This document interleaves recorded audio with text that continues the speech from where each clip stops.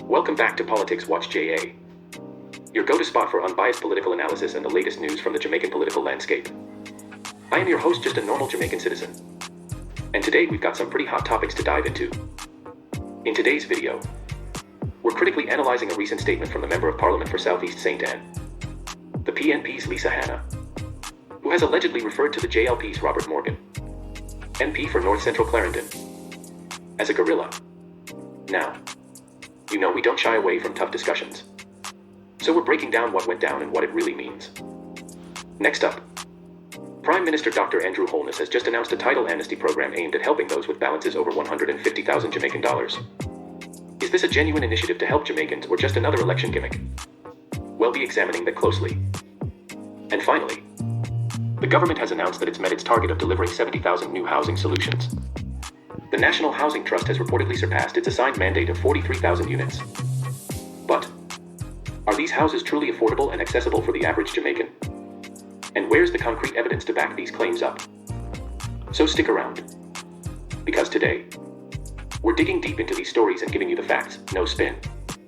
If you're new here, don't forget to like, subscribe, and hit that notification bell so you never miss an update from Politics Watch JA.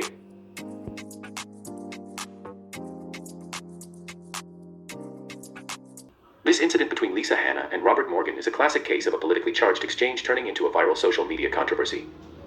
On the surface, the conflict stems from a playful but somewhat biting back and forth on Twitter, now X.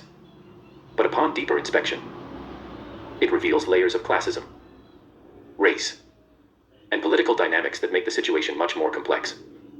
The primary source of the backlash is the image that Hanna posted, a gorilla sitting behind a microphone with headphones. While Hanna's explanation of the image seems to be a broader commentary on political arrogance and self-importance, the choice of a gorilla carries deeply problematic connotations, particularly in the context of race.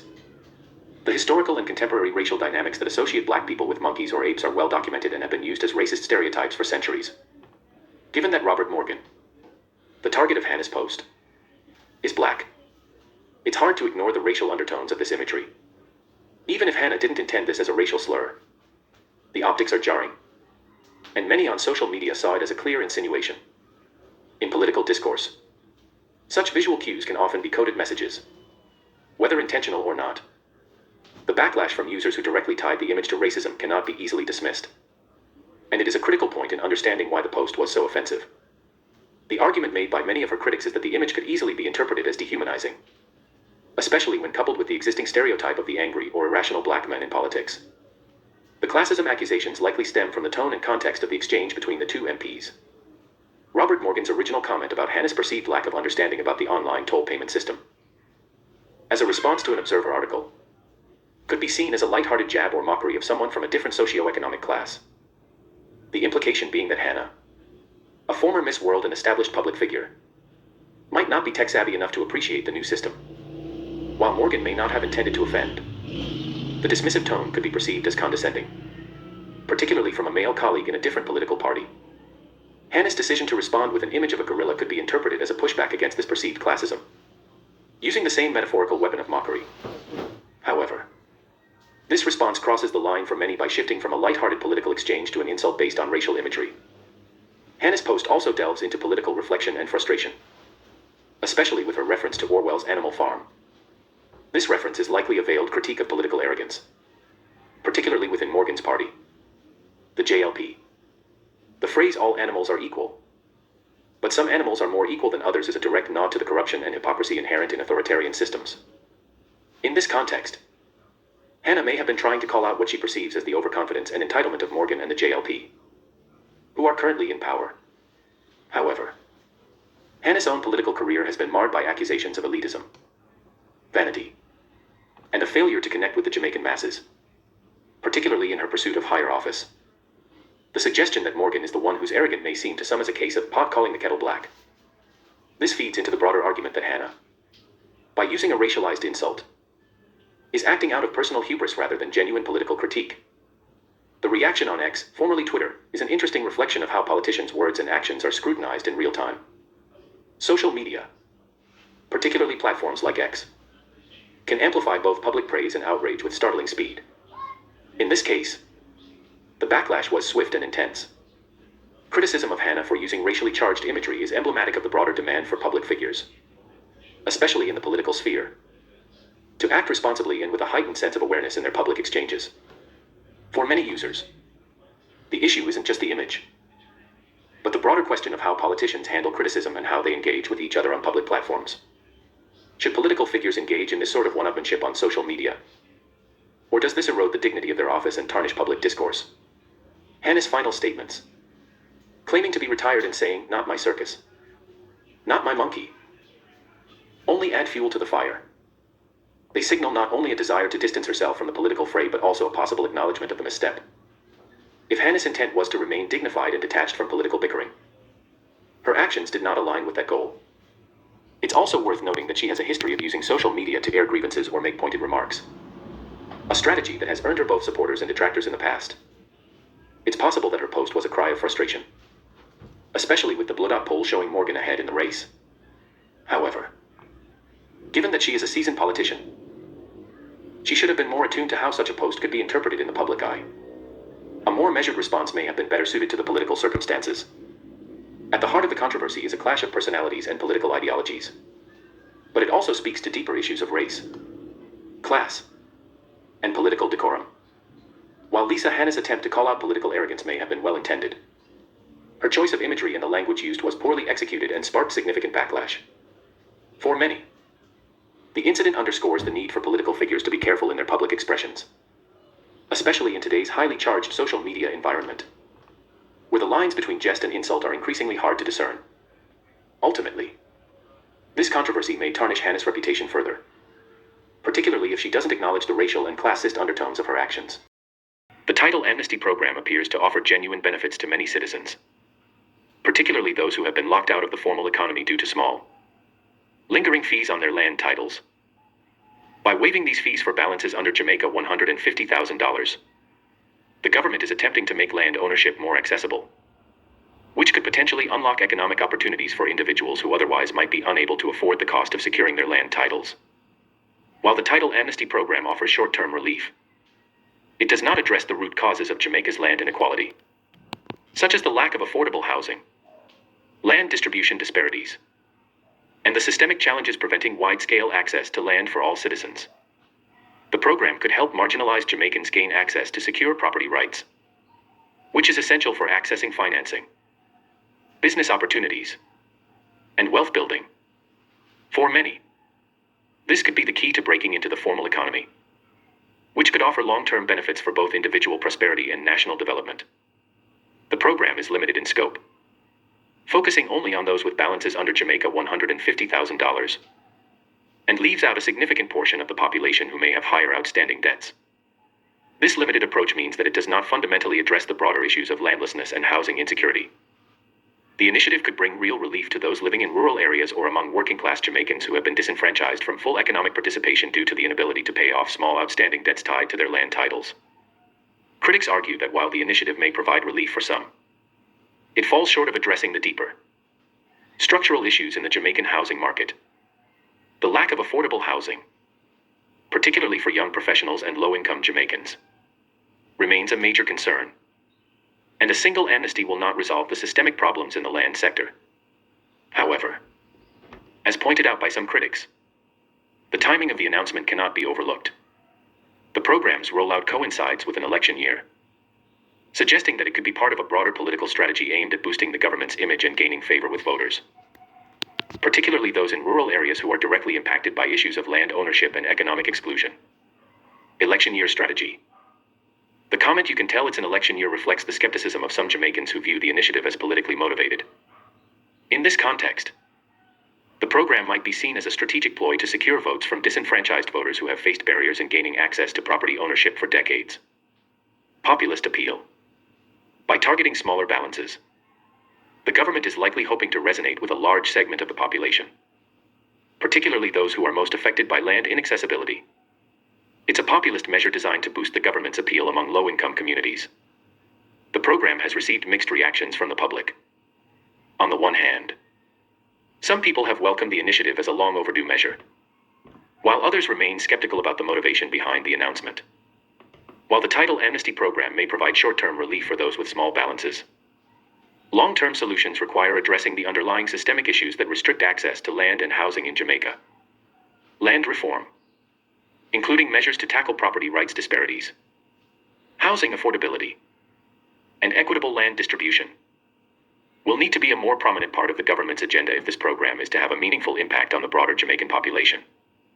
In summary, Prime Minister Holness' Title Amnesty Programme is a politically charged initiative that provides immediate relief to many Jamaicans burdened by small land title balances. However, it also has clear limitations, particularly in its narrow scope and lack of broader reform. Without significant systemic change in the Jamaican land and housing sectors, the program risks being seen as a short-term fix, a political move aimed at securing votes ahead of the election, rather than a transformative policy that addresses the long-standing issues of land inequality and economic exclusion. The claim by Prime Minister Andrew Holness and the government that it has surpassed its target of delivering 70,000 housing solutions, with the National Housing Trust, NHT, exceeding its mandate of 43,000 units, has sparked significant controversy and skepticism in the Jamaican public. While the government presents this as a major milestone in its efforts to provide secure and affordable housing, several critical issues emerge when examining this claim, particularly in a political context. The announcement comes at a particularly strategic time, just ahead of an election year. Governments often use infrastructure achievements, such as new housing developments, as political capital to demonstrate their success and commitment to improving the lives of citizens. In this case, PM Holness' statement that the housing initiative is a part of the government's mission to ensure that every Jamaican has access to secure, quality housing is likely designed to resonate with voters, particularly in light of the government's ambitious social agenda. Given that housing affordability and land access have been ongoing issues, particularly among working-class Jamaicans, the government is likely positioning this achievement to appeal to disenfranchised voters who may view this as a significant step in securing their financial and residential futures. While the announcement may have been designed to show success, the timing of the statement raises questions about its political motivation, leading some critics to view it as a populist move. The cynicism expressed in the public response, highlighted by comments calling it illusions or lies, points to a general distrust of the government's claims in the context of electioneering. One of the most significant criticisms is the affordability of these homes. While the government claims to have delivered a large number of housing units, the price points for these homes remain a critical issue. As of now, the price ranges for the NHT housing units remain unclear. But it's evident that for many ordinary Jamaicans, particularly public sector workers like teachers, nurses, and police officers, the costs associated with these homes may be prohibitively high. The claim that some of these homes may cost at minimum 13 million Jamaican dollars is out of reach for the average working Jamaican. The public's reaction, including comments like the prices of 13 million can't be afforded by us, reflects the disconnect between the government's goals and the realities of most Jamaican citizens. While the government may celebrate these housing solutions as a significant achievement, many working-class Jamaicans feel excluded from the benefits because they cannot afford such high-priced homes. This is particularly troubling for young professionals such as teachers, nurses, and police officers, whose salaries often fall far short of the costs of such housing. The fact that these homes are not affordable to the middle class or even lower income Jamaicans undermines the government's claim of making land ownership more accessible to the broader population. Another major concern is the lack of transparency regarding the locations and the actual number of homes delivered. There is a noticeable lack of information on whether these homes have actually been allocated, and if so, whether the target groups, such as working-class Jamaicans, have been able to access them. Some critics have pointed out that despite the announcement, few Jamaicans, particularly those from disadvantaged groups, are able to afford or benefit from these housing developments. Calls for proof and documentation, such as official records on where the homes are located, who has been allocated them, and the price breakdowns, are essential for verifying the government's claims. Without this accountability, the initiative risks being perceived as a public relations stunt or a misleading narrative to mask deeper issues. The delivery of 43,000 units, while commendable in some regards, does little to address the larger housing crisis in Jamaica. Given the scale of the housing shortage in Jamaica, where millions remain without access to affordable housing, 70,000 units, though a significant number, still fall short of meeting the broader demand for homes. Even if the government meets or exceeds its targets, it does not solve the problem of the inaccessibility of homes for ordinary Jamaicans. The broader issue of land distribution and housing affordability remains a pressing concern. The fact that many working Jamaicans still cannot afford homes in developments like the Chantilly Gardens project highlights deeper economic inequalities that the government's housing policies have yet to address comprehensively. The public's response to the housing claim reflects a deep-seated discontent with the government's approach to housing. As the criticism suggests, There is a widespread perception that the government is using housing as a political tool rather than addressing the real needs of Jamaicans. The phrase illusions here. Illusions there reflects a sense of disillusionment with the narrative that the government has delivered meaningful change. This disconnection between government promises and the lived reality of Jamaicans risks alienating voters and further eroding trust in the leadership. The strong backlash, calling the claims lies or delusions, points to the political mistrust surrounding the housing program. Many feel that the government is either exaggerating its successes or ignoring the real obstacles that prevent the average Jamaican from benefiting from these housing projects. Prime Minister Andrew Holness' announcement about the delivery of 70,000 new housing solutions is, on the surface, a positive achievement. However, when examined through a political lens, the claim raises important questions about the affordability, transparency, and genuine impact of these initiatives.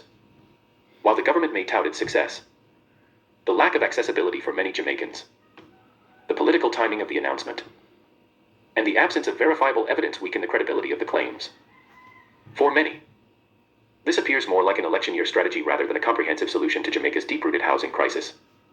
If you found this video insightful, make sure to like, comment, and subscribe so you never miss the latest updates and deep dives into Jamaica's political landscape. Got thoughts or questions about today's topic? Drop them in the comments below. We'd love to hear from you. Remember, staying informed is the key to shaping the future. Catch you next time for more straight talk and political analysis only on Politics Watch JA.